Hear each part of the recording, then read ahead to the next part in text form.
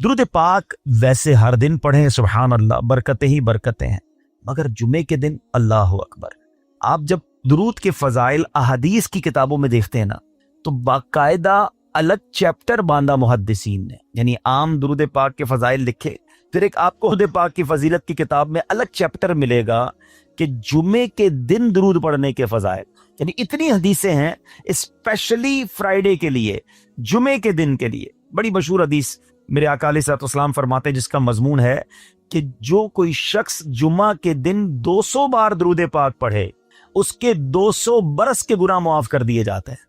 اب یہ کتنی پیاری حدیث ہے۔ ایک اسی طرح کی حدیث یہ بیسیکلی کثرت سے بتانے کے لیے، انکریج کرنے کے لیے کہ درود اس دن زیادہ پڑھے جائیں، گناہوں کی معافی کا ایک ایسا سبحان اللہ سلسلہ ہے۔ ایک اور حدیث پاک ہے جس کا مضمون ہے جو جمعہ کے دن 80 بار درود پاک پڑھے اس کے 80 برس کے گناہ معاف کر دیے جائیں گے۔ تو یہ دن تو سبحان اللہ گناہ گاروں کی بن آتی ہے، گناہ گاروں کو موقع دیا جاتا ہے کہ پورے ہفتے میں اگر کوئی کمزوری رہ بھی گئی ہے تو اب جمعہ آ گیا ہے، اب درود پڑھ لو، اب تلاوت کر لو، اب دعائیں کر لو، اب اللہ سے رجوع لے آؤ۔ یہ جمعے کا دن سبحان اللہ، مفتی احمد یار خان نعیمی رحمت اللہ تعالی فرماتے ہیں جمعہ کے دن کوئی نیکی کی جائے اللہ کی بارگاہ میں جمعے کا شرفی اور مقام اتنا اعلیٰ ہے کہ جمعہ کی ایک نیکی 70 گنا اس کا ثواب عطا کیا جاتا ہے، ملٹی پلائی بائی 70۔ سوچئے، اب سمجھدار لوگ بیٹھے ہیں، کاروباری لوگ بھی بیٹھے ہوں گے، ہمارے یہاں نارملی سپر اسٹور پہ یا کسی جگہ پر مارکیٹس وغیرہ میں اسکیم لگتی ہیں، 25% discount, 50% discount, buy 1 get 1 free, ایک خریدو دوسرا فری۔ لوگ گرمیوں کی چیزیں سردیوں میں خرید لیتے ہیں، ارے بھائی ابھی تو گرمیاں، ابھی سے جیکٹ خرید دی ہے یار، سستا مل رہا تھا، ایک فری مل رہا تھا، سردیوں میں کام تو آئے گا نا، چلو لے لو بھائی۔ سردیوں میں گرمیوں کی چیزیں خرید رہے ہوتے ہیں، کیوں؟ سستا۔ ہم دنیا کے نفع کے لیے، دنیا کے بینیفٹ کے لیے ٹریول بھی کرتے ہیں، جا کر خرچ بھی کرتے ہیں۔ مجھے اچھی طرح یاد ہے افریقہ کے غالباً ایک ملک میں تھا، تو بارڈرز ملے ہوئے ہوتے ہیں، ہم بارڈر ہم نے کراس کیا، ایک ملک کا جیسے ہی بارڈر کراس کیا، بارڈر کراس کرتے ہی ایک بہت بڑا ویرانہ تھا لیکن بہت بڑا شاپنگ مال بنا ہوا اور گاڑیوں کی قطاریں۔ تو میں نے اسلامی بھائی سے پوچھا یار اس ویرانے میں اتنا بڑا شاپنگ مال اور اتنی گاڑیاں؟ تو انہوں نے وجہ پتہ کیا بتائی؟ کہتے جس ملک کے بارڈر کے ساتھ یہ سٹور ہے نا، اس ملک میں ٹیکس ہے، یہ ملک ٹیکس فری ہے۔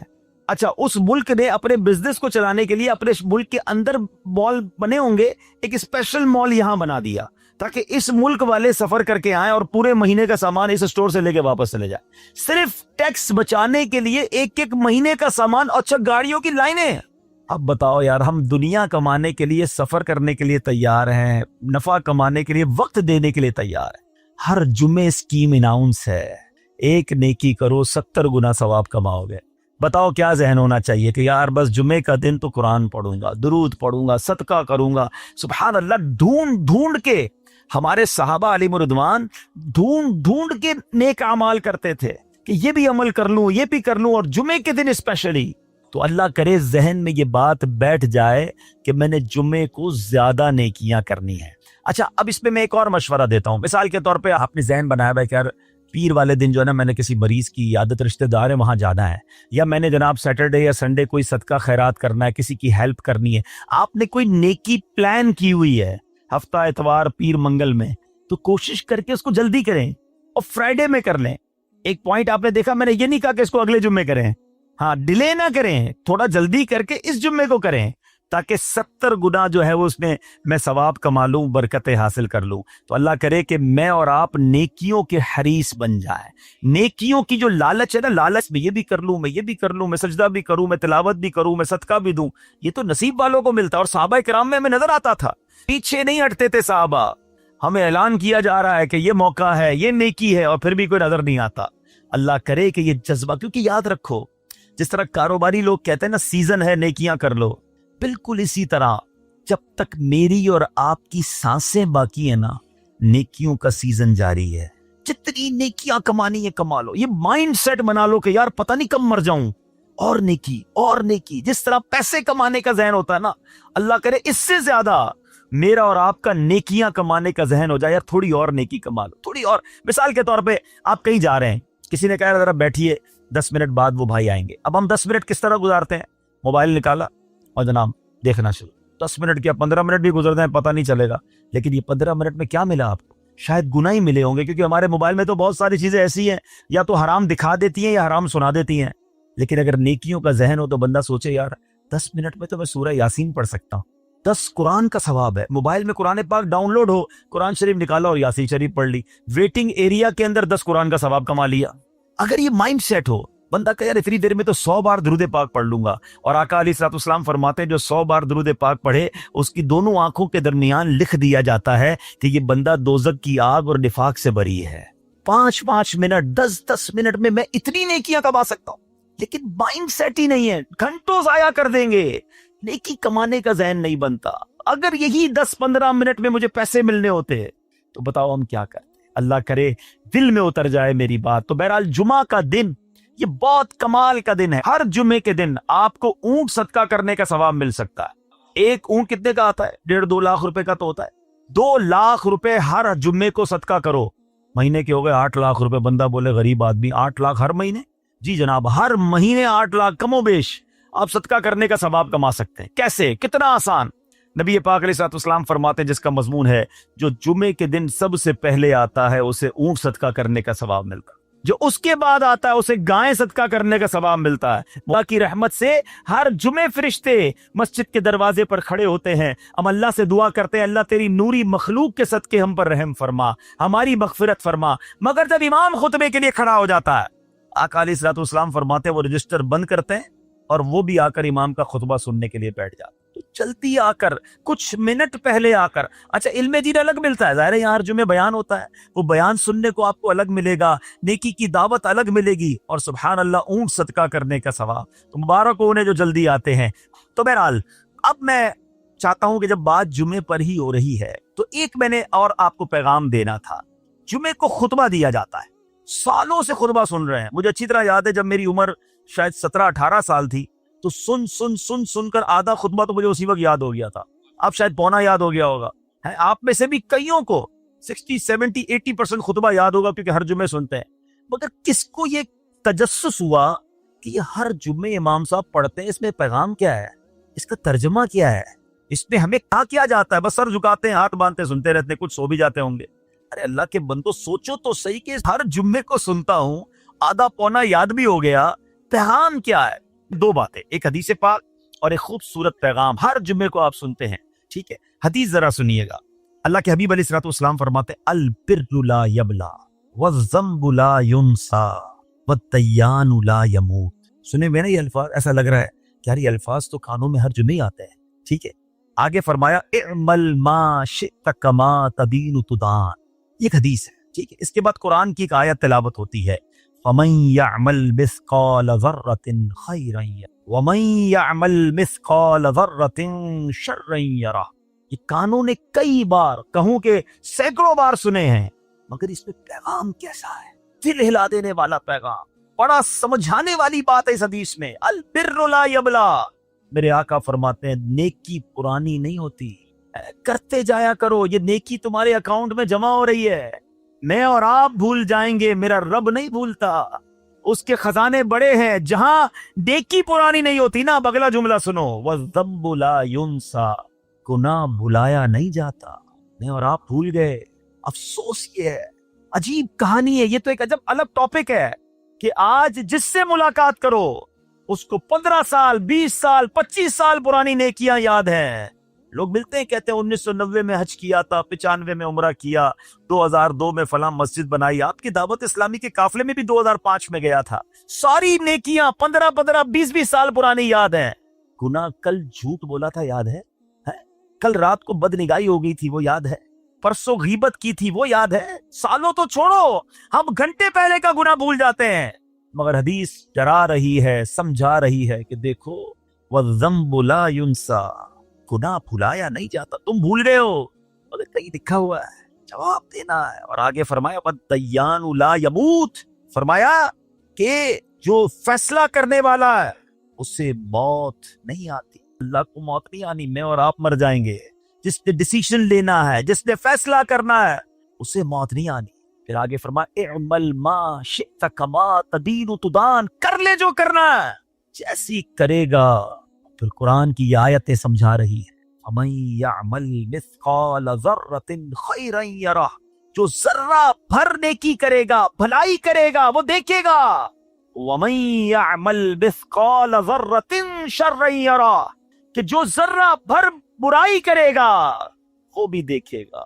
یہ اتنا شاندار جمعے کا پیغام ہر جمعے خطبے میں دیا جاتا ہے۔ اللہ کرے یہ دل کی گہرائیوں میں اتر جائے، دروازہ بند کر کے، اندھیرا کر کے، اکیلے میں گناہ کرنے والا سوچے کہ ٹھیک ہے دنیا میں کوئی نہیں دیکھ رہا مگر میرا رب دیکھ رہا ہے، مجھے اس ذرہ بھر گناہ کا بھی جواب دینا پڑے گا۔ لوگ کہتے ہیں چھوٹی سی بات ہے یار، چھوٹا سا گناہ ہے، ٹھیک ہے چلتا ہے، سبھی تو کرتے ہیں۔ نہیں جناب، وہ نقطہ نواز ہے، وہ معاف کرنے پہ آئے تو 100 بندوں کے قاتل کو معاف کر دے، اور وہ پکڑنے پہ آئے تو ایک نقطے پر پکڑ فرما۔ ہمیں ڈرنا ہوگا، ہمیں خوف اپنے دل میں طاری کرنا ہوگا، کیونکہ یہ گناہ میری آخرت میں میری پکڑ کا سبب بن سکتا۔ بالکل اسی طرح چھوٹی چھوٹی نیکیاں سمجھ کے چھوڑ دیتے ہیں، یار سنت غیر موقدہ ہی ہے نا، نفل ہی تو ہے نا، سنت ہی تو ہے نا، ٹھیک ہے درود پڑھنا چاہیے، نہیں پڑھا تو کوئی بات نہیں۔ ارے یار کون اجتماع میں جائے، کون درس میں بیٹھے، صدقہ دینا کوئی واجب تو نہیں، زکوٰۃ تو پوری دیتا ہوں، چھوٹی چھوٹی نیکیاں سمجھ کر چھوڑتے ہو۔ ارے وہ تو کتے کو پانی پلانے والے کو اس سبب سے بخش دیا کرتا ہے، راستے سے پتھر ہٹانے والے کو بخش دیا کرتا ہے۔ فرمایا نا البر لا یبلا، نیکی پرانی نہیں ہوگی، کرتے جایا کرو۔ اللہ کرے کہ یہ ذہن بن جائے کہ بس میں زیادہ سے زیادہ نیکی کروں، تو لوگوں کے دلوں میں خوشی داخل کروں، مسلمانوں کی خیر خواہی کروں۔ اس ایک ہی حدیث پر، ان آیتوں پر میں مزید بھی بہت بات کر سکتا ہوں، لیکن میں نے اشارہ دیا کہ ضرور اس پر توجہ۔ اور ایک شاندار پیغام ہر جمعے میں ہم سنتے ہیں، کیا شاندار وہ پیغام ہے، وہ پیغام ہے الا لا ایمان لمن لا محبت۔ یاد ہے سب کو، جمعے میں سنتے ہو نا، اور 3 بار کہتے ہیں امام صاحب الا لا ایمان لمن لا محبت لا، الا لا ایمان لمن لا محبت لا۔ کبھی تو امام صاحب کو روکتے حضور یہ ہر جمعے کو پڑھتے بتائے تو اس میں ہے کیا؟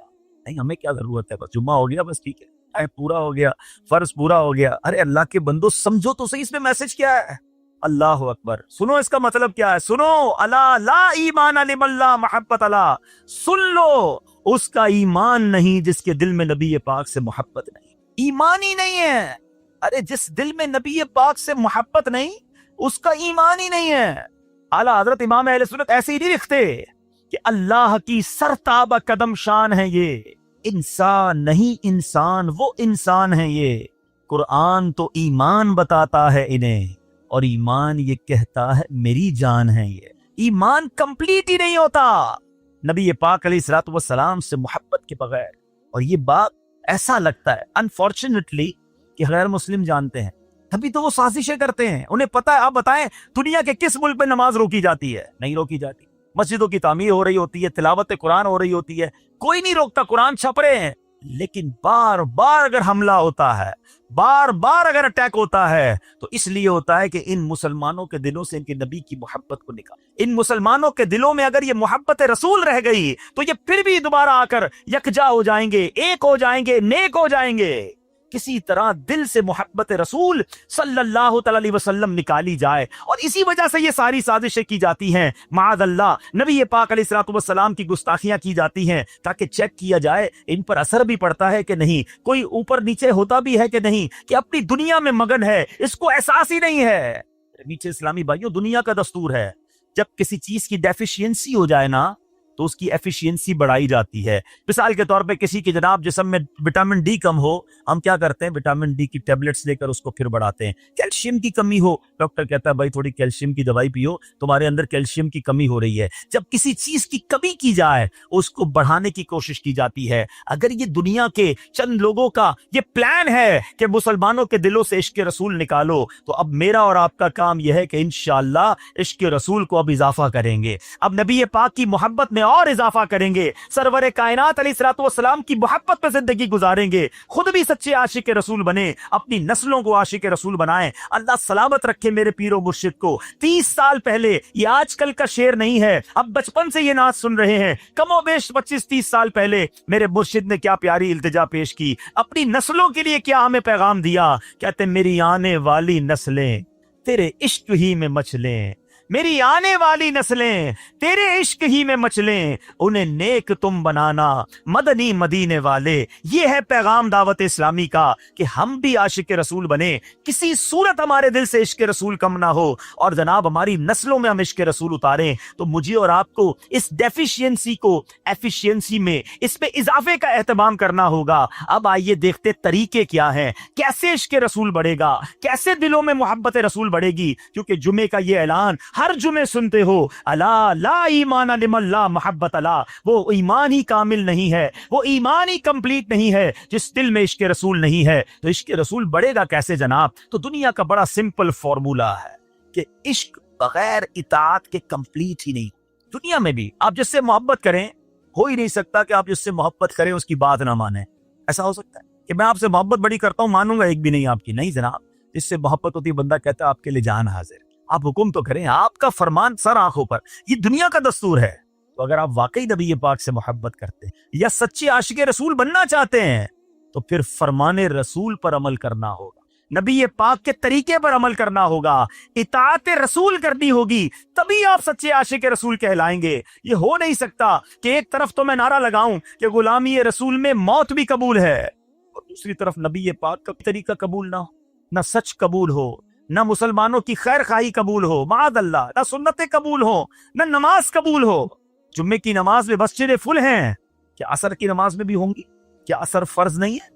کیا مغرب فرض نہیں ہے؟ کیا عشاء فرض نہیں ہے؟ میرے آقا فرماتے ہیں جعلت قرۃ عینی فی الصلاۃ، کہ نماز میں میری آنکھوں کی ٹھنڈک ہے۔ ان گستاخان رسول کو یہ جواب دینا ہے کہ تم جتنی نبی پاک علیہ الصلوۃ والسلام کی معاذ اللہ شان میں گستاخی کرو گے، دنیا میں تو نیست و نابود ہو ہی جاؤ گے، مگر تم دیکھو گے کہ تمہارا ہر قدم ہمارے عشق رسول میں اضافے کا باعث بنے گا، ہمارے انشاءاللہ نبی پاک کے قریب ہونے کا باعث بنے گا۔ آؤ نیت کریں کہ آج کے بعد ہماری کوئی نماز قضا نہیں ہوگی، آج کے بعد زندگی نبی پاک کی سنتوں کے مطابق گزرے گی۔ میرا چہرہ، میرا لباس، میرا کردار بتائے کہ میں کس کا امتی اور کس کا عاشق ہوں۔ ارے مجھے بتانا کیوں پڑے میں کس کا امتی ہوں، مجھے دیکھ کر پتا چل جائے۔ وہ شاعر لکھتے ہیں نا، فنا اتنا تو ہو جاؤں میں تیری ذات عالی میں، حضور فنا اتنا تو ہو جاؤں میں تیری ذات عالی میں، جو مجھ کو دیکھ لے اس کو تیرا دیدار ہو جائے۔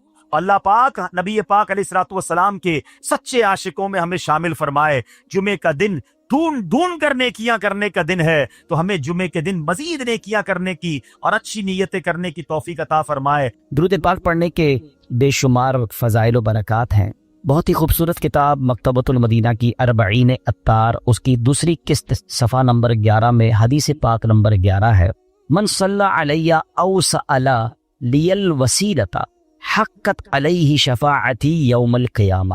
میرے آقا فرماتے ہیں جس نے مجھ پر درود شریف پڑھا یا اللہ پاک کی بارگاہ میں میرے لیے وسیلے کی دعا کی، قیامت کے دن اس پر میری شفاعت ثابت ہو گئی۔ تو درود پاک پڑھنا یہ شفاعت مصطفیٰ صلی اللہ علیہ وسلم حاصل کرنے کا بڑا پیارا طریقہ ہے۔ محبت کے ساتھ با آواز بلند درود پاک پڑھ لیں، صلو علی الحبیب صلی اللہ تعالی علی محمد صلی اللہ علیہ وسلم۔ الحمدللہ ہماری کوشش ہوتی ہے ہم قرآن مجید فرقان حمید کی خوبصورت پیاری آیتوں کو سمجھیں، تلاوت کریں، اس کی تفسیر جانیں اور قرآن کی باتیں کریں۔ آج ایک بنی اسرائیل کی عجیب و غریب بیماری کا ذکر سنیں گے۔ اللہ نے قرآن مجید نے اس کو بیان کیا، اور بدقسمتی سے وہ بیماری، وہ ڈیزیز آج ہمارے درمیان بھی پائی جاتی ہے۔ تو یوں سمجھیے کہ یہ ہمارے لیے بھی بڑی ریلیونٹ ہے، ہمیں بھی بہت غور سے اس کو سننا ہے کہ کہیں ہم میں سے کسی کے اندر یہ بری بیماری نہ لگ جائے۔ اور یہ بیماری ان کو کیوں لگی، قرآن نے اسے بھی بیان۔ اللہ کریم قرآن مجید میں ارشاد فرماتا ہے، پارہ نمبر 1 ہے، سورہ بقرہ آیت نمبر 74، ارشاد ہوتا ہے بسم اللہ الرحمن الرحیم، ثم قست قلوبکم من بعد ذلك فهي كالحجارة او اشد قسوة وان من الحجارة لما يتفجر منه الانهار وان منها لما يشقق فيخرج منه الماء وان منها لما يهبط من خشية الله وما الله بغافل عما تعملون۔ اب اس آیت کا ترجمہ کیا ہے؟ آسان ترجمہ قرآن کنز العرفان۔ پھر اس کے بعد تمہارے دل سخت ہو گئے تو وہ پتھروں کی طرح ہے، بلکہ اس سے بھی زیادہ سخت ہو گئے، اور پتھروں میں کچھ تو وہ ہیں جن سے ندیاں بہہ نکلتی ہیں، اور کچھ وہ ہیں کہ جب پھٹ جاتے ہیں تو ان سے پانی نکلتا، اور کچھ وہ ہیں جو اللہ کے ڈر سے گر پڑتے ہیں اور اللہ تمہارے اعمال سے ہرگز بے خبر. یہ جو آخری آیت کا حصہ ہے نا، یہ تو سمجھ لے یہاں لکھا ہونا چاہیے. کیا فرمایا؟ وَمَا اللَّهُ بِغَافِلٍ عَمَّا تَعْمَلُونَ. جان لو کہ اللہ تمہارے اعمال سے ہرگز بے خبر نہیں ہے. جو کچھ ہم کر رہے ہیں نا، سب اللہ دیکھ رہا ہے. ہم بعض اوقات لوگوں سے، رشتہ داروں سے، دوستوں سے چھپانے کی کوشش کر رہے ہوتے ہیں. شہر تبدیل کریں گے، علاقہ تبدیل کریں گے، دروازہ بند کر دیں گے، دنیا میں کوئی نہ دیکھ لے. بار بار قرآن انڈیکیٹ کر رہا ہے وَمَا اللَّهُ بِغَافِلٍ عَمَّا تَعْمَلُونَ. اللہ تمہارے اعمال سے ہرگز بے خبر نہیں، وہ دیکھ رہا ہے. تو کاش یہ خیال دل میں راسخ ہو جائے کہ میں جو کچھ کرتا ہوں، اچھا کر رہا ہوں یا برا کر رہا ہوں، رب دیکھ. اچھے کام میں بھی اچھا عجیب ہے ہم لوگ نا، برے کام میں لوگ نہ دیکھ لیں اس کی ٹینشن، اچھے کام میں لوگ کیوں نہیں دیکھ رہے اس کی ٹینشن. کسی طرح لوگوں تک پہنچا دوں کہ میں نے کوئی اچھا کام کیا ہے. اگر یہ ذہن بن جائے نا کہ دنیا دیکھے نہ دیکھے، اللہ دیکھ رہا ہے. اچھا کروں گا تو اجر اسی سے لینا ہے، اور اللہ نہ کرے برا کروں گا تو سزا بھی اسی نے دینی ہے. تو خیال تو اس کا زیادہ ہونا چاہیے نا، خیال دنیا والوں کا ہے. تو بہرحال اب آتے ہیں اس بیماری اور اس آیت کی طرف. اس آیت میں قرآن کریم فرقان حمید نے کیا ارشاد فرمایا؟ ثم قست قلوبکم من بعد ذلک. پھر اس کے بعد تمہارے دل سخت ہو گئے. یہ کس کی بات ہو رہی ہے؟ بنی اسرائیل کا ذکر ہو رہا ہے. ان پر بڑے انعامات ہوئے، بڑی مہربانیاں کی گئی بنی اسرائیل پر. شکر کی بجائے یہ نافرمانی کرتے تھے. فرعون سے اللہ نے نجات دی، پھر انہوں نے ناشکری کی. تورات عطا کی، پھر ناشکری کی. بچڑے کی پوجا کی، اللہ نے اس میں توبہ کی توفیق دے دی، پھر ناشکری کی. 70 افراد کو کوہ طور پر بلایا، انہوں نے پھر ناشکری کی. انہیں منو سلوہ عطا کیا، پھر ناشکری کی. انہیں قدرت کی نشانیاں دکھائیں، پھر ناشکری کی.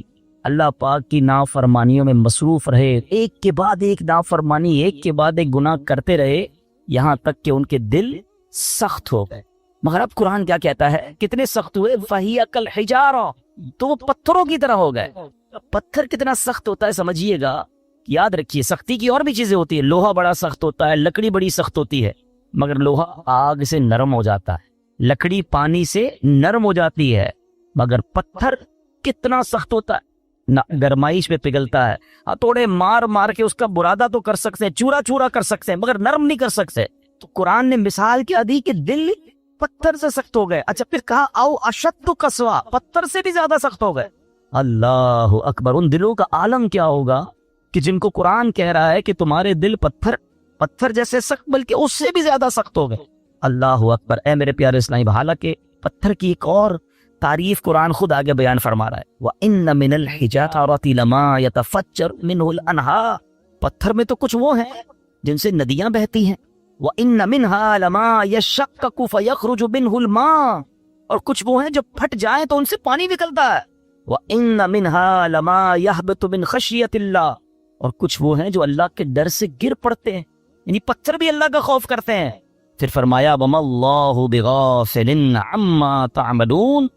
اور اللہ تمہارے اعمال سے ہرگز بے خبر نہیں. اب یہاں بڑی یونیک معلومات سٹونز کے بارے میں، پتھر کے بارے میں قرآن نے کیا فرمایا؟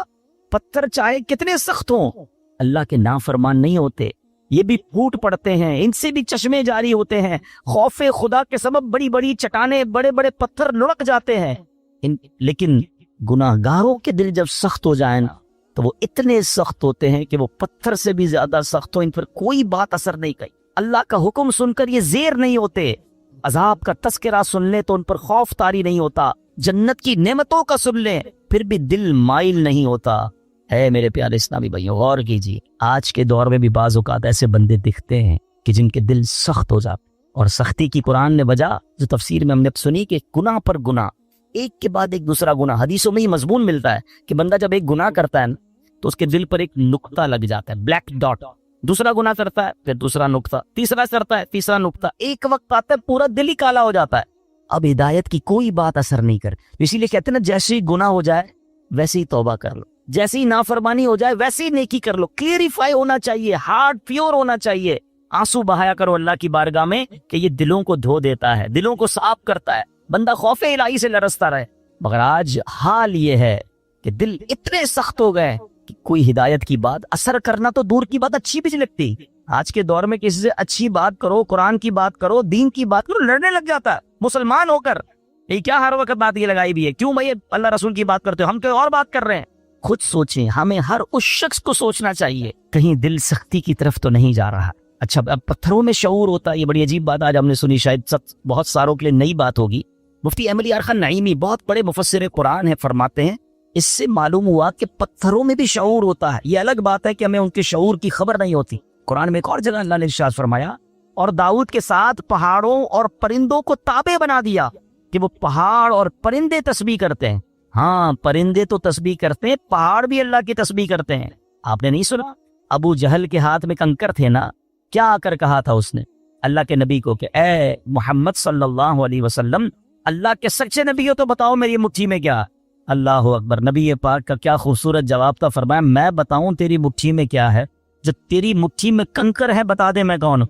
اور پھر کنکروں نے کلمہ پڑھنا شروع کر دی، تو پتہ چلا کہ پتھر بھی اللہ کی تسبیح کرتے ہیں۔ اور اللہ اکبر، اور احد پہاڑ کے بارے میں کون نہیں جانتا؟ اللہ آپ کو مجھے بار بار مدینہ پاک کی حاضری نصیب فرمائے۔ نبی پاک علیہ الصلوۃ والسلام، سبحان اللہ، آقا کے معجزات میں سے یہ معجزات ہے کہ جب نبی پاک مدینہ منورہ میں یا مکہ پاک میں سڑکوں پر کسی کے شاہراہ پر تشریف لے جاتے تو آس پاس کے پتھر نبی پاک کو سلام کیا کرتے۔ احد پہاڑ کے متعلق آقا نے فرمایا، احد پہاڑ ہم سے محبت کرتا ہے، ہم اس سے محبت فرماتے۔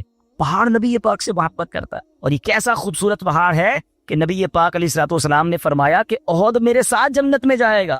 اب یہاں علماء نے اور خوبصورت بات کی کہ پہاڑ نبی پاک سے محبت کرے تو جنت میں جائے، تو جب امتی محبت کرے تو اس کا تو عالم ہی کچھ اور ہوگا۔ تو محبت رسول یہ جنت میں جانے کا سبب ہے۔ مگر جو ہمارا ٹاپک ہے کہ اللہ کی عطا سے یہ پہاڑ، یہ پتھر بھی رب کی تسبیح کرتے ہیں، ان میں بھی شعور ہوتا ہے۔ اللہ اکبر۔ اور احد کے پہاڑ کی تو یہ فضیلت ہے کہ ایک جگہ نبی پاک علیہ السلام نے فرمایا، جب تم احد پہاڑ کے پاس آؤ فَكُلُوا مِن شَجَرِ، اس پر اگنے والے درخت کے پتے بطور تبرک کھا لیا کرو۔ اور پھر فرمایا اگرچہ احد پہاڑ پر اگنے والے درخت کے صرف کانٹے ہی ملے، اگر پتے نہ ملے تو کانٹے چبا لیا کرو۔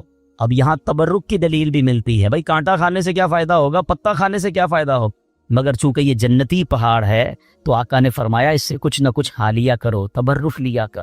اب پہاڑ مبارک کیسے ہو گیا کہ یہ پہاڑ نبی پاک سے محبت کرنے والے۔ تو ہم دوبارہ آتے ہیں پیارے اسلامی بھائیوں کہ ایک تو ہم نے یہ سنا قرآن کہتا ہے کہ کچھ پہاڑ پھٹ پڑتے ہیں، کچھ میں سے نہریں جاری ہوتی ہیں، کچھ سے پانی جاری ہوتی ہے، کچھ خوف خدا سے گر پڑتے ہیں۔ ایک بار امام ابو القاسم کشیری رحمۃ اللہ تعالی لکھتے ہیں کہ اللہ پاک کے ایک نبی کہیں سے گزر رہے تھے، آپ نے چھوٹا سا پتھر دیکھا، مگر اس چھوٹے سے پتھر سے مسلسل پانی بہ رہا، آپ بڑے حیران ہوئے۔ اللہ پاک نے اس پتھر کو بولنے کی طاقت عطا فرمائی، اور پتھر کہتا ہے کہ اے اللہ پاک کے نبی، جب سے میں نے سنا ہے معلوم ہوا ہے کہ جہنم کا ایندھن آدمی اور پتھر ہے۔ قرآن کہتا ہے نا، اے ایمان والو اپنے آپ کو اپنے گھر والوں کو جہنم کی آگ سے بچاؤ جس کا ایندھن آدمی اور پتھر ہے۔ تو ہم آدمیوں پر تو پتہ نہیں اثر ہوا نہیں ہوا، وہ پتھر کہتا ہے جب سے مجھے معلوم ہوا ہے کہ جہنم میں پتھر ڈالے جائیں گے، جب سے میں رو رہا ہوں، جب سے خوف خدا کی حالت سے میری حالت بری ہے، اور یہ جو میرے اندر سے آپ پانی نکلتا دیکھ رہے ہیں یہ خوف خدا کے باعث ہے۔ آپ اللہ کے نبی تھے، آپ نے اللہ کی بارگاہ میں دعا کی اور اللہ پاک نے یا اللہ اس پتھر کو جہنم سے محفوظ فرما، دعا قبول ہو گئی۔ اب چلے جائے کہیں واپس آئے تو پھر اس پتھر سے پانی نکل رہا تھا، تو آپ نے کہا کہ اب تو تمہیں جہنم سے آزادی کی خوشخبری مل گئی، پھر کیوں رو رہے ہو؟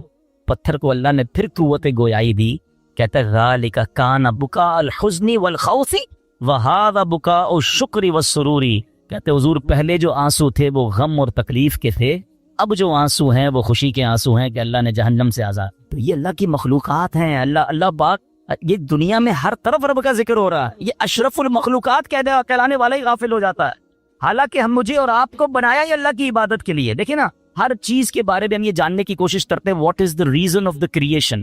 موبائل کیوں بنا ہے؟ بات کرنے کے لیے بنا ہے، اگر اس میں بات کرنے کی صلاحیت ختم ہو جائے، کوئی فنکشن نہ چلے، کیا کریں گے؟ موبائل کا گاربیج کر دیں گے نا۔ پین کیوں چلتا ہے؟ پین کیوں بنا؟ لکھنے کے لیے، لکھنا ہی نہ انک ختم ہو جائے، کیا کرتے ہو؟ پھر بھی لگاتے ہو، پھینک دیتے ہیں۔ جو چیز جس لیے بنائی گئی اگر وہ کام نہ کرے تو اسے ڈسپوز کر دیا جاتا ہے۔ ہمیں کیوں بنایا گیا ہے؟ کبھی سوچا آپ؟ قرآن بتائے گا نا، ہمیں بنایا اللہ نے، تو اللہ ہی فرمائے گا نا کیوں بنایا، واٹ از دا ریزن۔ قرآن میں رب فرماتا وما خلقت الجن والانس الا لیعبدون، ہم نے نہیں بنایا انسان اور جنات کو، بس دیر از اونلی ون ریزن، الا لیعبدون، ہم نے اپنی عبادت کے لیے بنایا۔ یعنی میں اور آپ بنے اللہ کی عبادت کے لیے، کام کچھ اور کر رہے ہیں۔ نمازیں ہماری قضا ہو رہی ہیں، روزے بہت بڑی تعداد میں لوگ نہیں رکھ رہے، اللہ کی عبادت سے دور، حالانکہ بنایا اس لیے گیا۔ اور یہ پتھر کا واقعہ آپ نے سنا کہ یہ اس لیے رو رہا ہے کہ کہیں جہنم میں ڈال نہ دیا جائے. کبھی ہمارے آنسو بہے, کبھی ہمیں یہ خیال آیا کہ کہیں مجھے جہنم میں نہ ڈال دیا جائے, کہیں مجھے ایندھن نہ بنا دیا جائے جہنم کا. اللہ اکبر. اب آئیے بیان میں, جیسے میں نے شروع میں کہا کہ ایک بیماری کا ذکر ہوگا, اللہ اس بیماری سے بچائے, اور وہ بیماری ہے دل کی سختی. کیا کہا قرآن نے؟ ثم قست قلوبکم من بعد ذلک فہی کالحجارۃ او اشد قسوہ. پھر اس کے بعد تمہارے دل سخت ہو گئے تو وہ پتھروں کی طرح ہیں, بلکہ ان سے بھی زیادہ ہیں. اب دل کتنا اہمیت, کتنا امپورٹنٹ پارٹ ہے ہماری باڈی کا. پیارے آقا علیہ الصلوۃ والسلام حدیث پاک میں ایک جگہ ارشاد فرماتے ہیں, جسم میں ایک خون کا لوتھڑا ہے, وہ ٹھیک ہو جائے سارا جسم ٹھیک ہو جائے, اور جب وہ لوتھڑا بگڑ جائے گا تو سارا جسم بگڑ گا. سن لو, وہ لوتھڑا, وہ پارٹ آف دا باڈی بدعا کیا ہے؟ وہ قلب ہے, وہ دل ہے. تو دل کا خیال میڈیکلی تو لوگ رکھ رہے ہیں یار, کولیسٹرول نہ ہو جائے, ہارٹ اٹیک نہ ہو جائے, بلڈ پریشر نہ ہو جائے, والوز بند نہ ہو جائیں, وینز کھلی رہیں, بڑا خیال ہے. ٹھیک ہے, یہ تو ظاہری اس دل کی کیفیت ہے نا, مگر اگر اس دل میں ایمانی نہ ہو, اس دل میں معاذ اللہ سختی آ جائے, ہدایت کی کوئی بات ہی اثر نہ کرے, یہ دل معاذ اللہ غیبت, چغلی, بغض, کینہ, تکبر اور برائیوں کی آماجگاہ بن جائے, تو یہ تو برباد کر دے گا نا, ایمان برباد کر دے گا. ہمیں جان لینے والے مرض کا ڈر ہے, ہم ڈسکس بھی کرتے ہیں, ڈاکٹر کے پاس بھی جاتے ہیں, ٹیسٹ بھی کراتے ہیں, ادھر آپ بتائیں ہارٹ اٹیک نہ ہو, میری باڈی ٹھیک ہے, کتنی ایکسرسائز کرنی ہے, everybody talk about it. وہ کیوں؟ کہ جان چلی جائے گی نا. مگر مجھے بتاؤ, جان جانا زیادہ خطرناک ہے یا ایمان جانا زیادہ خطرناک ہے؟ جان تو ویسے ہی جانی ہے, آج نہیں تو کل چلی جائے گی, مرنا تو ہے ہی, اس سے تو کوئی نہیں بچ سکتا. مگر ایمان سلامت لے کر قبر میں جانا یہ زیادہ ضروری ہے نا. تو یہ حدیث بھی بتا رہی ہے, قرآن کی آیتیں بھی بتا رہی ہیں کہ دل صاف ہونا چاہیے, دل اللہ کی رحمتوں کے نزول کی جگہ ہونی چاہیے. مگر جن کے دل سخت ہو گئے ہیں وہ غور کریں. اب آئیے میرے پیارے اسلامی بھائیوں, حدیث پاک, یہ دل کی سختی سزا کتنی بڑی ہے. اللہ کے نبی علیہ الصلوۃ والسلام فرماتے, ترمذی شریف کی حدیث ہے, ان ابعد الناس من اللہ قلب القاسی. فرماتے سخت دل والا سب سے بڑھ کر اللہ سے دور ہے. Nobody talk about it. کوئی بات ہی نہیں کرتا, ارے دل سخت ہے, یہ دل نرم ہے. اگر دل سخت ہو گیا نا تو پھر اللہ سے سب سے زیادہ دور وہ ہو جائے گا. حضرت مالک بن دینار جیسی عظیم ہستی کا فرمان سنو, فرماتے بندوں کو جو سزائیں دی جاتی ہیں ان میں سب سے بڑی سزا یہ ہے کہ بندے کا دل سخت کر دیا. ہائے ہائے, نہ نماز میں دل لگے, نہ تلاوت میں دل لگے, نہ دعا میں آنسو بہیں, ہیں نہ ہدایت کی بات اچھی لگے. لوگ نعتیں سن کر رو رہے ہوتے ہیں اور ہم کہتے ہیں بند کرو یار, مزہ نہیں آ رہا. یعنی کوئی اچھی بات دل پر اثر نہیں کر رہی, تو چیک کرو یار یہ دل سخت تو نہیں ہو گیا, دروازہ تو بند نہیں ہو گیا. یہ سب سے بڑی سزا ہے. حضرت مالک بن دینار کہتے ہیں بندے کو جو سب سے بڑی سزا دی جاتی ہے وہ اس کا دل سخت ہو جاتا. کسی مسلمان کو تکلیف میں دیکھ کر ہمیں تکلیف محسوس کیوں نہیں ہو رہی ہے؟ کوئی بیچارہ غریب پریشان ہے, اس کو دیکھ کر مجھے فیل کیوں نہیں ہو رہا؟ اگر ہو رہا ہے اللہ کا شکر ادا کریں. اگر مسجد میں آنے کو جی چاہتا ہے اللہ کا شکر ادا کریں, اور مسجد میں آ کر بھاگنے کو جی چاہتا ہے, there is something wrong in your heart. اس سے بڑھ کر رحمتوں والی جگہ کون سی ہے؟ ہونا کیا چاہیے, اللہ کے گھر میں آؤ تو پیس, سکون, مزہ آ جائے. مگر کچھ لوگ مسجد میں آ کر بھی بے چین, آخر میں آئیں گے سب سے پہلے جانے کی کریں گے. خود سوچئے کیوں مجھے بے چینی ہوتی ہے؟ موبائل پر گھنٹوں بیٹھ جاؤں گا, دوست کے ساتھ چائے پینے گھنٹوں بیٹھ جاؤں گا, اللہ کے گھر میں مجھے تکلیف کیوں ہو رہی ہوتی ہے؟ جب تک بیماری کو ڈائگنوس نہیں کریں گے نا پھر حل نہیں ہوگا. آج میں آپ کو علاج بھی بتاؤں گا. اب آئیے دل کی سختی کے اسباب, واٹ از دا ریزن. نبی پاک علیہ الصلوۃ والسلام فرماتے ہیں ذکر اللہ کے علاوہ زیادہ کلام نہ کرو, بے شک زیادہ باتیں کرنا دل کو سخت کر دے. یہ بہت جو بولتے رہتے ہیں نا, بہت بولتے رہتے ہیں, زیادہ باتیں نہیں, قلیل الکلام. اللہ کا ذکر کریں, تلاوت کریں, کم بول, کیونکہ زیادہ بولنے والا غلطیاں بھی زیادہ کرتا ہے. جھوٹ بھی نکل جائے گا, غیبت بھی نکل جائے گی, دل آزاری بھی ہو جائے گی, معاذ اللہ احساس نہیں ہوگا, علم نہیں ہوگا تو کلمہ کفر بھی نکل جائے گا. کم سوچ کے بولے. ایک جملہ سنا ہوگا آپ نے, پہلے تولو بعد میں بولو. ہم بول کے تول رہے ہوتے ہیں, پھر پچھتا رہے ہوتے ہیں, یار نہیں بولنا تھا, یار کیا بول دیا, یار مسئلہ ہو گیا, جھگڑا ہو. پہلے سوچ لیتے ہیں نا. آپ کے کسی بھی باڈی پارٹ کے گرد گارڈ نہیں بٹھائے گئے. یہ زبان ہے جس کو 32 گارڈ کا پہرا دیا گیا. 32 دانت کے پیچھے زبان ہے نا, مگر جب یہ چلتی ہے سارے گارڈز پیچھے چھوڑ کر کسی کا دل توڑتی ہے, کسی کا سر پھوڑتی ہے, کسی کے خاندان برباد کر دے. سوچئے زیادہ بولنا دل کو سخت کر دے. یوں ہی زیادہ ہنسنے سے بھی دل سخت ہو جاتا ہے. حدیث پاک میں ہے ان کثرت الضحک تمیت القلب, بے شک زیادہ ہنسنا دل کو مردہ کر دے. ہر وقت ہنسی مذاق, کچھ لوگ ہوتے ہیں جن کا کام ہی ہوتا ہے, ہر وقت نہیں ہوتا. کبھی کبھی مزاح کرنا اور ہے, مگر ہنسی مذاق میں بھی دل آزاری کی اجازت نہیں ہے نا. اب مسکرانے والی بات کریں, اچھی بات ہے, لیکن ہر وقت نیکی کام میں لگے ہوئے ہیں اور پھر جھوٹ بول بول کے ہنسا رہے ہیں. یہ دل کو مردہ کر دے. اچھا پھر زیادہ کھانا، بالخصوص حرام حلال کی پرواہ کیے بغیر کھاتے چلے جانا، یہ بھی دل کو مردہ کر. تو اللہ کرے کہ یہ بھی ہمیں سمجھ آ جائے. آپ جب بھی دیکھ لیں آپ زیادہ کھائیں گے، آپ کو عبادت کو جی نہیں چاہے گا، آپ کو نیند آنے لگے گی، سستی ہو جائے گی. رمضانوں میں لوگ زیادہ عبادت کرتے ہیں، جو کم کھاتے ہیں آپ دیکھیں وہ عبادت زیادہ کر رہے ہوں. تو کم کھانا اور حرام سے تو پہلے ہی بچنا ہے، حلال ہی کھانا ہے. اور دل کو سب سے زیادہ جو نقصان دینے والی چیز ہے نا، موسٹ ڈینجرس، وہ ہے گناہ. گناہ کا جو سائیڈ افیکٹ ہے نا، جو گناہ چھوٹا ہو یا بڑا، جتنا بڑا گناہ ہوگا وہ اتنا دل کو افیکٹ کرے گا، مگر ہر گناہ دل کو ڈیمیج ضرور کرتا ہے. اس میں روحانیت کم کرتا ہے. اس کے اندر یہ سمجھیے برائی، جیسے جیسے برا ہوتا برائی کرتا جائے گا، پھر کچھ لوگوں کی کنٹینیو عادت ہوتی ہے برائی کی، وہ دل کو سخت. تو اے میرے پیارے اسلامی بھائیوں، قرآن کیا کہتا ہے؟ بل ران علی قلوبہم ما کانوا یکسبون، بلکہ ان کے کمائے ہوئے اعمال نے ان کے دلوں پر زنگ چڑھا دیا. قرآن کہہ رہا ہے زنگ چڑھ جاتا ہے. اپنے اعمال جو ہیں، برے اعمال دلوں پر زنگ چڑھا دیتے. اب یہ تو ہو رہا ہے، ہم تو کر رہے. اب حل کیا؟ دل صاف کیسے ہوگا، دل نرم کیسے ہوگا؟ آئیے آج اس کا نسخہ بھی دے لیجیے، اور وہ بھی انشاءاللہ حدیث پاک سے ہی پیش کروں گا. اللہ کے نبی علیہ الصلوۃ والسلام فرماتے ہیں کہ بے شک جیسے لوہے پر زنگ چڑھتا ہے، ایسے ہی دل بھی زنگ آلود ہو جاتے. عرض کی گئی یا رسول اللہ صلی اللہ تعالی علیہ وسلم، دل کے زنگ کا علاج کیا ہے؟ ارشاد فرمایا موت کو کثرت سے یاد کرنا اور ذکر اللہ کی کثرت. اللہ کا ذکر یہ دل کا زنگ دور کرتا ہے. تلاوت قرآن یہ دل کا زنگ دور. آپ کو کبھی کبھی مزہ نہیں آئے گا، یہ بھی میں آپ کو بتا دیتا ہوں، پہلے سے بتا دیتا ہوں کہ جس کے دل میں پرابلم ہوتی ہے نا، وہ جیسے ہی ذکر اللہ کرے گا اس کو نیند آنے لگی، تلاوت کرے گا بوریت شروع ہو جائے گی، مسجد میں آئے گا ٹینشن شروع ہو جائے گی. اب آپ کو میں ایک فارمولہ دے دیتا ہوں. پہلے ذہن بنا لے کہ مجھے دل صاف کرنا ہے، مجھے گناہوں کا یہ زنگ اتارنا ہے، مجھے اللہ کی معرفت اپنے دل میں چاہیے. تو اب حل کیا ہوگا؟ اب اس کو دنیا کی اگزامپل سے سمجھاتا ہوں. مثال کے طور پہ کسی کو بخار ہو جائے ہے اور کوئی وائرس لگ جائے، کھانا اچھا نہیں لگے گا، پانی اچھا نہیں لگے گا، چائے اچھی نہیں لگے گی، جوس اچھا، گھر والے بیچارے سوپ بنا کے دیں گے، نہیں کھانا ہے، منہ کڑوا ہو جاتا ہے. آپ کیا کرتے ہیں؟ اچھا نہیں لگتا پھر بھی کھاتے ہیں. آپ کو یہ پتا ہے بیک آف دا مائنڈ کہ تھوڑے دنوں کی بات ہے، بلکہ فیملی اچھی نہیں لگتی، بچے اچھے نہیں لگتے. جب بندہ بیمار ہوتا ہے تو ہم بچوں کو گھر سے تو نہیں نکال دیتے، ہمیں پتا ہے طبیعت میری خراب ہے. تھوڑے دن کے بعد جیسے ہی بیماری ہٹے گی، کھانا بھی اچھا لگے گا، بچے بھی اچھے لگیں گے، ماحول سارا ٹھیک ہو جائے گا. پرابلم میرے اندر ہے، ہم کنٹینیو کھاتے ہیں.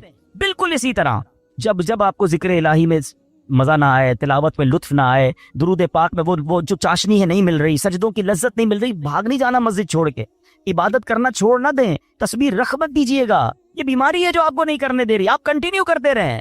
ایک وقت آئے گا دل کا زنگ دور ہوگا، ہر ذکر الہی آپ کو مزہ دینے لگے، ہر سجدے میں آپ کو معرفت ملنے لگے گی، ہر تلاوت کا ذوق آپ کو ملتا رہے گا. آپ دعا کے لیے ہاتھ اٹھائیں گے، آپ کے آنسو بہنا شروع ہو جائیں گے، کیونکہ اس ٹائم تک آپ کو یہ کرنا پڑے گا تاکہ یہ دل کا زنگ دور ہو جائے. اور جب اللہ کے نبی نے فرما دیا ہے کہ موت کو کثرت سے یاد کرنا اور ذکر الہی دلوں کے زنگ کو دور کرتا ہے. ایک اور پرابلم یہ ہے، ہم موت بلائے بیٹھے ہیں، ہمارے سامنے جنازے اٹھ رہے ہیں، ہمارے سامنے لوگ دنیا سے جا رہے ہیں، ہم قبرستان جاتے ہیں، وہاں بھی لوگ فون پہ مستی مذاق کر رہے ہوتے ہیں. ارے پہلے کا دور کیسا تھا؟ جب جنازہ ہوتا تھا نا، میت کے رشتہ دار کو ڈھونڈنا مشکل ہو جاتا تھا. لوگ کہتے کیسے ڈھونڈے، سارے ہی رو رہے ہیں. اور سب کیوں روتے تھے؟ ان کو میت سے اتنا پیار نہیں ہوتا تھا، سب کو اپنی موت یاد آتی. وہ قبرستان دیکھ کر سمجھ جاتے تھے کہ ہم نے جانا ہے، مگر ہم موت بلائے بیٹھے. کبھی کبھی ان چیزوں کو یاد کرنا چاہیے. آگے سنیے، ایک مرتبہ ایک عورت بی بی عائشہ صدیقہ رضی اللہ تعالیٰ عنہا کی خدمت میں حاضر ہوئی، دل کی سختی کی شکایت کی. حضرت عائشہ نے فرمایا اکثری من ذکر الموت، موت کو کثرت سے یاد کرو. چند دن کے بعد وہ عورت آئی اور بی بی عائشہ کا شکریہ ادا کرتی ہیں، کہتی ہیں جب سے میں نے موت کو یاد کرنا شروع کیا یہ بات رنگ لائی ہے، میری دل کی سختی دور ہوگی. تو کاش ہمیں یاد آئے، کبھی کبھی ویسے ہی قبرستان چکر لگا لیا کریں، دعا پڑھنے چلے جائیں، اندازہ ہو کہ دیکھو کون کون چلا گیا. کسی کا بڑا محل تھا، کسی کا ڈیفینس میں بنگلہ تھا، ڈیفینس کے قبرستان ہی چلے جائیں تو ڈیفینس میں رہنے والی متدفین ہے نا. ایک اور چیز سمجھا کریں آپ، دنیا میں اور آپ ایک سیکوینس کے ذریعے آیا ہے. پہلے میرے دادا آئے، پھر میرے والد آئے، پھر میں آیا، پھر میرے بچے آئے ہیں، پھر ان کے بچے. یہ سیکوینس ہے نا. دنیا سے جانے کی یہ سیکوینس ضروری نہیں ہے. ایسا نہیں ہو کہ دادا ہی پہلے جائیں گے، ابو ہی بعد میں جائیں گے، پھر میں جاؤں گا. نہیں، دادا دنیا میں ہوتا ہے پوتا چلا جاتا ہے، والد ہوتا ہے جوان بیٹا چلا جاتا ہے. آپ نے نہیں دیکھا قبرستان جائیں نا، 15 سال کے بچے کی بھی قبر ملے گی، 5 سال کے بچے کی قبر بھی ملے گی، 75 سال کے بوڑھے کی قبر بھی ملے گی. اٹ مینز میں بھی کبھی بھی جا سکتا ہوں. اچھا، ہم میں سے کئیوں کو قبرستان کی دعا یاد ہوگی، کتنی میننگ فل دعا ہے، مگر سمجھے تو نا کیا دعا ہے؟ السلام علیکم یا اہل القبور یغفر اللہ لنا ولکم وانتم سلفنا ونحن بالاثر مشکات شریف حدیث کی زبان پیارے آقا یہ دعا کیا کرتے. مانا کیا ہے؟ السلام علیکم یا اہل القبور، اے قبر والو تم پر سلامتی ہو. پھر کیا فرمایا؟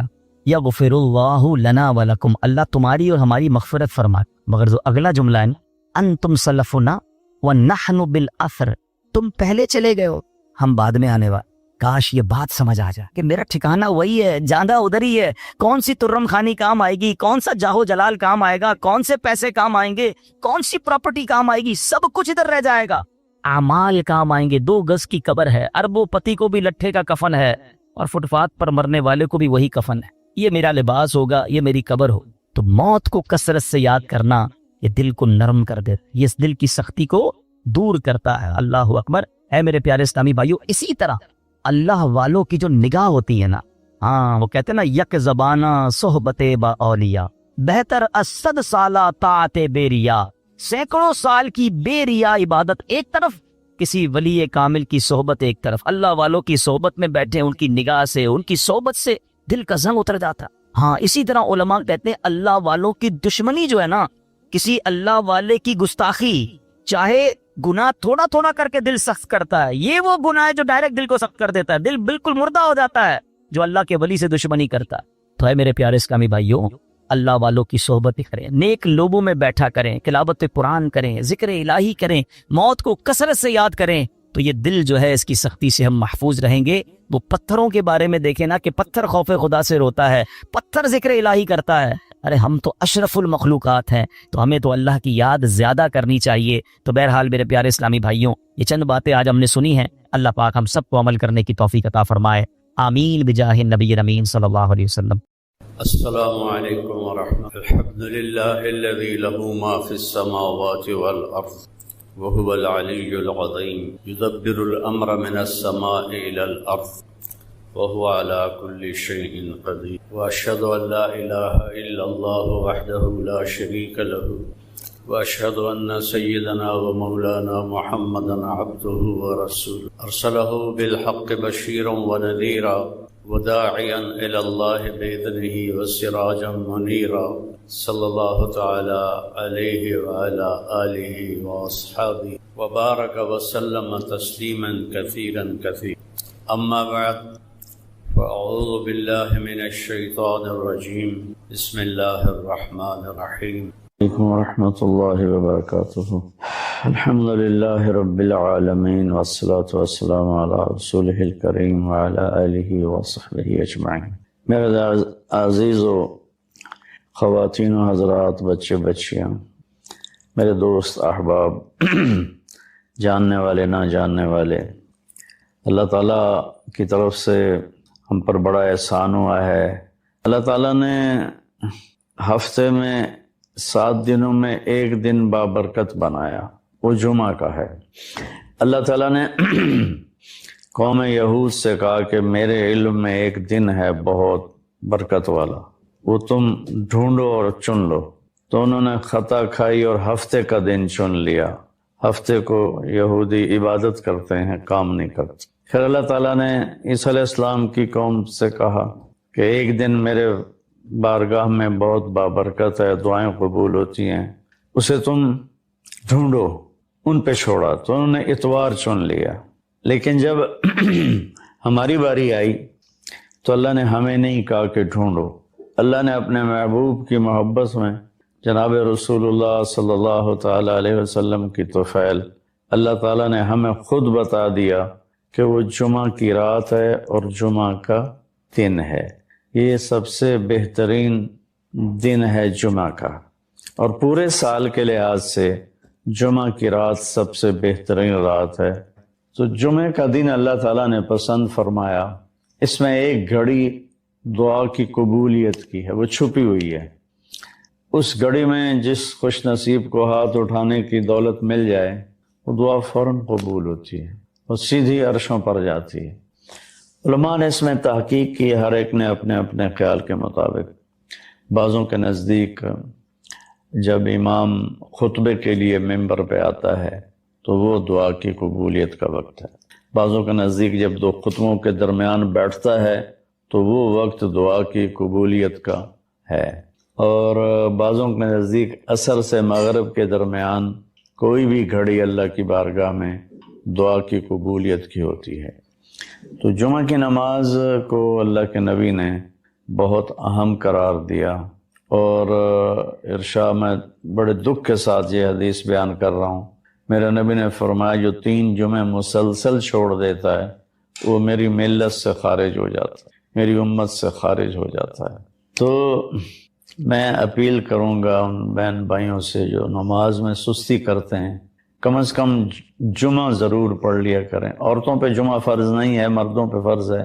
تو میں کہا کرتا ہوں جو دوست ملتے ہیں جی نماز نہیں پڑھی جاتی، تو میں ان سے کہتا ہوں ایک نماز 5 میں سے طے کر لو اور ایک جمعہ طے کر دو، 2 نمازیں شروع کر دو۔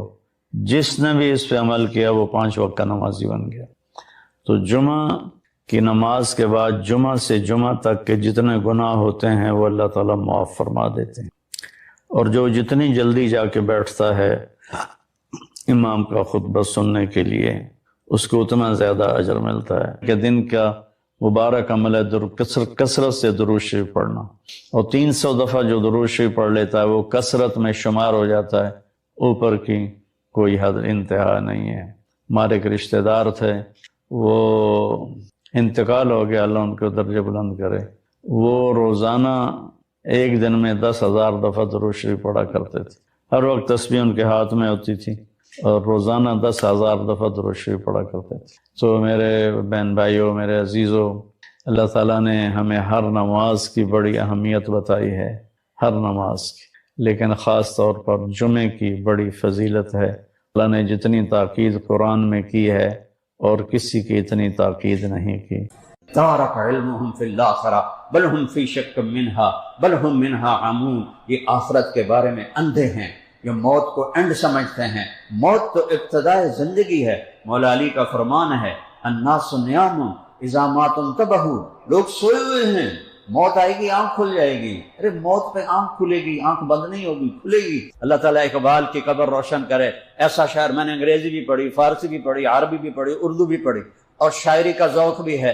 اقبال جیسا پیغام کوئی شاعر نہیں دے سکا۔ پیغام شاعری میں اس سے بھی ہو سکتا ہے بڑے لوگ ہوں، لیکن پیغام میں اس کو آج تک کوئی نہیں پکڑ سکا۔ وہ کہتا ہے تجھے کیوں فکر ہے اے گل، دل صد چاک بلبل کی، تو اپنے پیرہن کے چاک تو پہلے رفو کر دے۔ تو کیوں اوروں کے عیب دیکھتا ہے؟ پہلے اپنے آپ کو تو دیکھ۔ اپنے من میں ڈوب کر پا جا سراغ زندگی، اپنے من میں ڈوب کر پا جا سراغ زندگی۔ تو اگر میرا نہیں بنتا نہ بن، او بھیڑیا اپنا تو بن، تو اپنا بنے گا تو مجھے بھی پہچان لے گا۔ کس طرح ایک سپرم یہ وجود لے کے بیٹھا ہوا ہے، اور پھر دماغ سب سے کم جو سمجھا گیا ہے وہ دماغ کو سمجھا گیا ہے۔ وہ ایک گچھا ہے اور مغز ہے۔ مغز کھاتے ہو کہ نہیں کھاتے؟ بکری دے، اچھی دے، ساڑھے بجے تک کھاندے رہتے ہو۔ مغز دیکھا ہے تو اس کی کوئی شکل ہوتی ہے؟ تو اس میں خیالات کیسے پیدا ہوتے ہیں، اس میں جذبہ کیسے پیدا ہوتا ہے، اس میں محبت کہاں سے آتی ہے، نفرت کہاں سے آتی ہے، انتقام کہاں سے آتا ہے، غصہ کہاں سے آتا ہے، سخاوت کہاں سے آتی ہے، معاف کرنا کیسے آتا ہے، ایمان کیسے آتا ہے، محبت کیسے آتی ہے، انتقام کے جذبے کیسے آتے ہیں، درگزر کیسے آتا ہے، تواضع کیسے آتی ہے۔ اس گچھے سے میں کیا چیز ہے نہیں سمجھ سکے سائنس ڈاکٹر آج تک، یہ اتنا کچھ اندر کون بنا رہا ہے؟ حل اللہ تعالیٰ کہتا ہے اَإِلَٰهٌ مَّعَ اللَّهِ، وہ ہے کوئی میرے سوا؟ اَإِلَٰهٌ مَّعَ اللَّهِ، ہے کوئی اللہ کے سوا؟ اَإِلَٰهٌ مَّعَ اللَّهِ، ہے کوئی اللہ کے سوا؟ فَاسْتَبِرْ لِعِبَادَتِهِ هَلْ تَعْلَمُ لَهُ سَمِيًّا، جھک اپنے رب کے سامنے اور بتا مجھے تیرے رب جیسا کوئی ہے؟ تیرے رب جیسا کوئی ہے؟ آسمان کو تھاما، سورج کو چمکایا، چاند کو گہنایا، ستاروں کو جھلملایا، پانیوں کو بہایا، بادلوں کو اٹھایا، پہاڑوں کو گاڑا، سمندر کو کڑوا کیا، دریا کو میٹھا کیا۔ ھذا عذب فرات ھذا ملح اجاج ھذا عذب فرات سائغ شرابہ وھذا ملح اجاج، یہ میٹھا مزیدار، یہ کڑوا بدبودار۔ اور آپ کو پتا ہے کہ دنیا میں کڑوا پانی کتنا ہے اور میٹھا پانی کتنا ہے؟ 97% دنیا میں کڑوا پانی ہے اور 3% میٹھا پانی ہے۔ اور میٹھا ہمیں جہاں ایک طرف 97% کڑوا پانی ہو، 3% میٹھا، تو کہیں دنیا میں میٹھا پانی ملے گا؟ اور میرا اللہ کہتا ہے بینہما برزخ لا یبغیان، ہم نے بیچ میں پردہ ڈال دیا ہے۔ کڑوے کی طاقت نہیں کہ میٹھے پانی کو خراب کر سکے، اور میٹھے کی طاقت نہیں کہ طاقتور کی طرف کھنچ جائے۔ اپنی اپنی رو میں چلتے ہیں تاکہ میں اپنے بندوں کو اپنی نعمت کا احساس دلاؤں کہ سمندر جیسا کڑوا میں ساری دنیا کا پانی کر سکتا تھا، اور میں نے سمندر کو، کڑوے پانیوں کو ایسے کوئی اللہ نے دیوار نہیں کھینچی، کوئی پولیتھین نہیں لائی، کانکریٹ وال نہیں لائی، امر الگ ہو جا، الگ ہو جا۔ میٹھے کو الگ، 3% میٹھا پانی ہے ٹوٹل پوری دنیا میں، اور اب مزے، یہاں کنواں، یہاں نلکا کھودا کڑوا پانی، یہاں کھودا میٹھا پانی۔ خود میرے ڈیرے میں یہ قصہ ہوا ہے، ایک جگہ کھودا کڑوا پانی، 7 کھودا میٹھا پانی۔ اللہ کہہ رہا ہے مرج البحرین یلتقیان بینہما برزخ لا یبغیان، تیرا رب ہے جو ان 2 پانیوں کو چلاتا ہے پھر انہیں ملنے نہیں دیتا۔ اس کی سائنسی توجیہ کیا ہے کہ پانی کے مولیکیول اندر سکڑتے ہیں، دودھ کے مولیکیول باہر پھیلتے ہیں۔ اب 1 کپ دودھ ابالو تو باہر نکل جائے گا برتن سے، اور آدھا کلو پانی ابال دو وہیں ابلتا رہے گا، باہر نہیں نکلے گا، کہ اس کے مولیکیول اس طرح سکڑتے ہیں، اور ہر ایک کی جو سکڑنے کی کیفیت ہے وہ دوسرے سے جدا ہے، تو یہ آپس میں مل کے بھی نہیں مل سکتے کہ میرا بندہ میٹھا پانی پی سکے اور میرا شکر ادا کرے۔ اور پھر من کل تأکلون لحما طریا، پھر میں نے میٹھے پانی اور کڑوے پانی کو مچھلیوں سے بھر دیا، جاؤ شکار کرو، کھاؤ، مزے کرو۔ کتنی مچھلیاں کھائی جا رہی ہیں، وہ مکدی کوئی نہیں۔ وہ میں باربیڈوس گیا تو ادھر وہ نا اس میں وہ کیا ہوتے سب میرین، اس کی سیر کرواتے ہیں، تو میں تو پہلے بڑے شوق میں گیا بھائی چلو بھائی سمندر دیکھنا ہے، اور جب وہ نیچے گئی میں کہ اللہ ہے کوئی باہر کٹ رہے کتنے بڑھ گئے، وہ جائی جائے سمندر کی مٹی تک پہنچ گئی۔ میں کہا غلطی ہو گئی، ایک باری کٹ دے موڑنے میں ہم ایک باری کٹ دے۔ لیکن جو میں نے وہاں جہان دیکھا وہ میں کبھی نہ دیکھ سکتا اگر اس ڈر سے نہ گزرتا۔ اللہ اکبر میرے اندر سے نکلا، اللہ اکبر۔ یہ ہمارا مؤذن بھی کہتا اللہ اکبر اللہ اکبر، تو یہ ہمارا ایک عام اللہ اکبر اللہ اکبر۔ لوگ پتہ نہیں ہے اکبر کیا ہے، اکبر کیا ہے۔ اللہ اکبر کا ایک مطلب تو عام ہے کہ اللہ سب سے بڑا ہے، یہ ٹھیک ہے، لیکن اللہ اکبر کا اصل مطلب ہے کہ جتنی اللہ کی تعریف کر لو اللہ اس سے بھی بڑا ہے۔ یہ ہے اکبر کا صحیح مطلب، کہ ورنہ دیکھو نا اللہ کا مقابلہ زمین سے کرنا، زمین چھوٹی تھے اللہ بڑا ہے تو چگلانی گل ہو گئی۔ اس ساری کائنات ایک تنکی کی طرح ہے، وہ خالق ہے یہ مخلوق ہے، وہ رازق ہے یہ مرزوق ہے، وہ مالک ہے یہ مملوک ہے، وہ شہنشاہ ہے یہ غلام ہے۔ اللہ سے کسی کی نسبت ہو نہیں سکتی۔ آسمان چھوٹے اللہ بڑا ہے، زمین چھوٹی اللہ بڑا ہے، سمندر چھوٹے اللہ بڑا ہے، ٹھیک ہے ٹھیک ہے، لغوی لحاظ سے ٹھیک ہے، لیکن اصل مطلب ہے جتنی اللہ کی تعریف کر لو اللہ اس سے بھی بڑا ہے۔ میرا رب کہتا ہے 7 سمندر سیاہی بناؤ، لو کان البحر مدادا، میں 7 سمندروں میں پھرا ہوں، مجھے اس آیت کی طاقت کا اندازہ ہے۔ تم تو راوی دریا بھی نہیں ٹپے ہو، تو لو کان البحر مدادا، سمندر سیاہی بنا دو، والبحر یمدہ من بعدہ 7 ابحر، اور 7 سمندر کو سیاہی بنا دو، ولو ان ما فی الارض من شجرۃ اقلام، ساری دنیا کے جنگل کاٹ کے درخت کاٹ کے قلم بنا دو، اور پوری دنیا کی آدم کی نسل، جنات کی نسل، فرشتوں کی نسل، سارے نبی، سارے رسول، سارے پیغمبر سمندر کے کنارے بٹھا دو، اور میں کہوں لکھو اپنے رب کی تعریف، تو ایک دن آئے گا نبی بھی تھک جائیں گے، فرشتے بھی تھک جائیں گے، انسان بھی، جنات بھی، ہر شے، سمندر خشک ہو جائیں گے، قلم ٹوٹ جائیں گے، تیرے رب کی تعریف ایک ذرہ بھی ادا نہیں ہوگا، ایک ذرہ بھی ادا نہیں۔ بحر الکاہل 14,000 کلومیٹر لمبا ہے، اور فلپائن کے پاس 11 کلومیٹر گہرا ہے۔ اللہ کہتا ہے ختم ہو جائیں گے، تیرے رب کی تعریف ختم نہیں ہوگی۔ وہ میرے بیٹو، اللہ کو پہچانو، اللہ کو پہچانو۔ یہ پڑھو جو کچھ پڑھ رہے ہو، اس میں بھی سنسیئر ہو کے پڑھو، صرف ڈگری کے لیے نہ پڑھو۔ اس لیے تو علم، یہ بیوہ ہیں یونیورسٹیز، بیوہ بانج، کوئی شخصیت نہیں تیار ہو رہی، صرف ڈگری ہولڈر تیار ہو رہے ہیں، کیونکہ ان کی جو اپروچ ہے وہ یہیں تک ہے، ڈگری لگ جائے، نوکری لگ جائے، بس ساڑھا کام ہو گیا کہ نہیں میں اندر اتروں۔ یغوص البحر من طلب اللآلی، جسے موتی چاہیے ہوں وہ سمندر میں گہرا ہوتا لگاتا ہے۔ یہ علم ہماری ضرورت ہے، میں اس کی نفی نہیں کر رہا ہوں، اس میں بھی اتنا اونچے جاؤ کہ وہاں کے لوگ آ کے تم سے پڑھیں۔ وہ تو جاہل ہیں جو اللہ کو نہیں پہچانتے، جو اللہ کا بیٹا بنا دیتے ہیں، جو پتھروں کے آگے جھک جاتے ہیں، جو جانوروں کے آگے جھک جاتے ہیں، ان کی کوئی زندگی ہے؟ جو اللہ کا انکار ہی کر دیتے ہیں وہ کوئی علم والے ہیں؟ وہ تو بیچارے جاہل ہیں، بالکل زندگی سے غافل ہیں۔ تو ہمارا ایک ریڈیو والا جو کہتا ہے لا الہ الا اللہ محمد رسول اللہ، وہ نیوٹن سے زیادہ عقل مند ہے، وہ سٹیفن ہاکنگ سے زیادہ عقل مند ہے، وہ ساری دنیا کے سائنسدانوں سے زیادہ عقل مند ہے کہ اس نے دو حقیقتوں کو پہچانا جس کے بغیر کائنات کا وجود نہیں، ایک اللہ عرشوں پر اور ایک محمد مصطفیٰ فرشوں پر صلی اللہ علیہ وسلم۔